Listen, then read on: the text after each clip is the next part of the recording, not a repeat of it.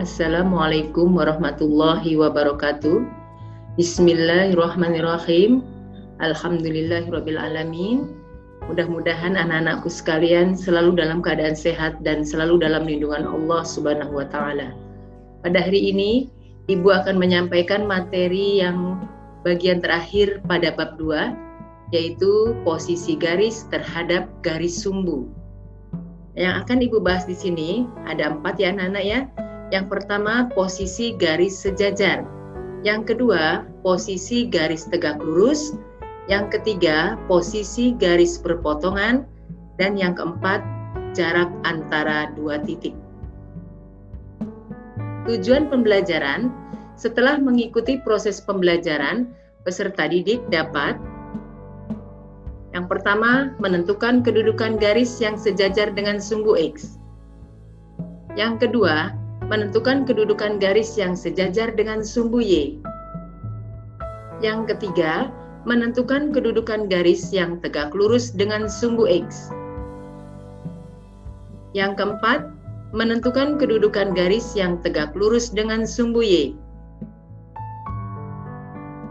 Yang kelima, menentukan kedudukan garis yang memotong sumbu X dan sumbu Y. Dan yang terakhir, menentukan jarak antara dua titik pada bidang koordinat. Ya, akan Ibu lanjutkan. Di sini nomor 1 adalah posisi garis sejajar. Dua garis yang sejajar tidak akan saling berpotongan.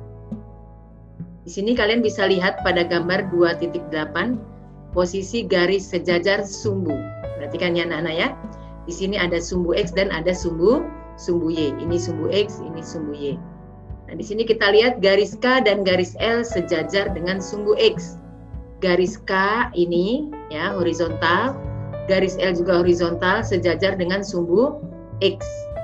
Kemudian yang berikutnya, garis M dan garis N sejajar dengan sumbu Y. Garis M ini anak-anak vertikal dan ini garis M juga vertikal sejajar dengan sumbu Y. Nah, mudah-mudahan kalian bisa memahaminya. Untuk yang kedua, posisi garis tegak lurus.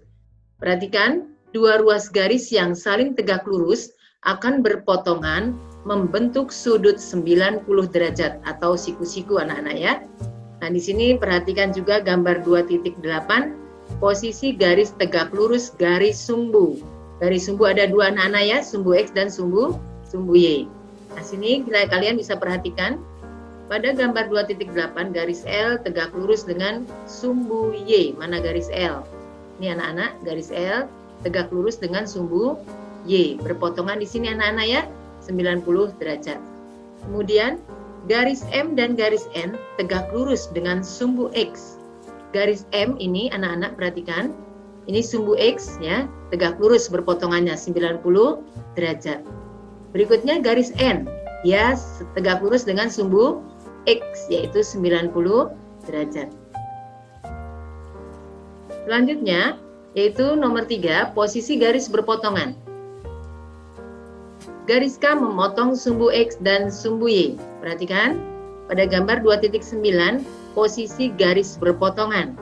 Garis K ini anak-anak memotong sumbu X, ini titik potongnya, dan memotong sumbu Y.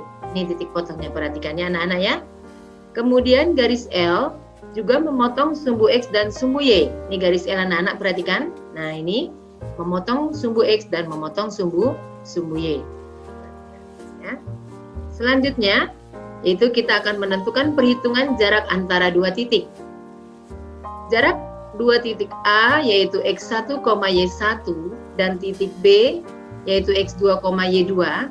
Untuk menentukan jarak titik A, X1, Y1 dan titik B, X2, Y2, kita misalkan jaraknya sebagai mutlak dari AB. Mutlak di sini artinya selalu bernilai positif, karena untuk jarak tidak ada negatif ya anak-anak ya. Sehingga rumus jaraknya adalah jarak sama dengan akar dari selisih X kuadrat ditambah selisih Y kuadrat. Nah, perhatikan, mutlak AB sama dengan akar dari X2 dikurang X1 kuadrat ditambah Y2 dikurangi Y1 kuadrat. Atau boleh dibalik ya anak-anak ya. AB atau mutlak AB sama dengan akar X1 dikurang X2 kuadrat ditambah Y1 dikurang Y2 kuadrat. Nah, anak-anak, untuk lebih jelasnya akan Ibu berikan contoh soal dan pembahasannya. Yang nomor 1, perhatikan bidang koordinat berikut. Perhatikan ini gambarnya ya anak-anak ya. A, tentukan garis yang sejajar dengan sumbu X. Coba kita lihat sumbu X mana anak-anak? Nih yang horizontal. Kita bisa menemukan mana ini yang sejajar dengan sumbu X. Nah, kita perhatikan jawabannya adalah garis K dengan garis M. Yang B, tentukan garis yang sejajar dengan sumbu Y. Perhatikan sumbu Y mana anak-anak? Ini sumbu Y yang vertikal ya anak-anak ya.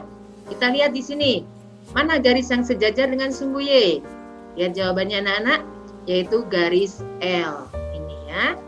Dan yang terakhir C, tentukan garis yang memotong sumbu X dan sumbu Y. Lihat garis ada yang memotong sumbu X dan sumbu Y. Nah, kita lihat di sini pada gambarnya, yaitu lihat jawabannya garis N dan garis P. Ini garis N nih, memotong sumbu X dan sumbu Y. Garis P juga seperti itu ya, ini memotong sumbu X dan sumbu Y. Nah, mudah-mudahan anak-anak bisa menerima dan memahaminya dengan baik. Untuk nomor 2, jika garis M tegak lurus terhadap garis sumbu X, ya, maka garis M, perhatikan anak-anak,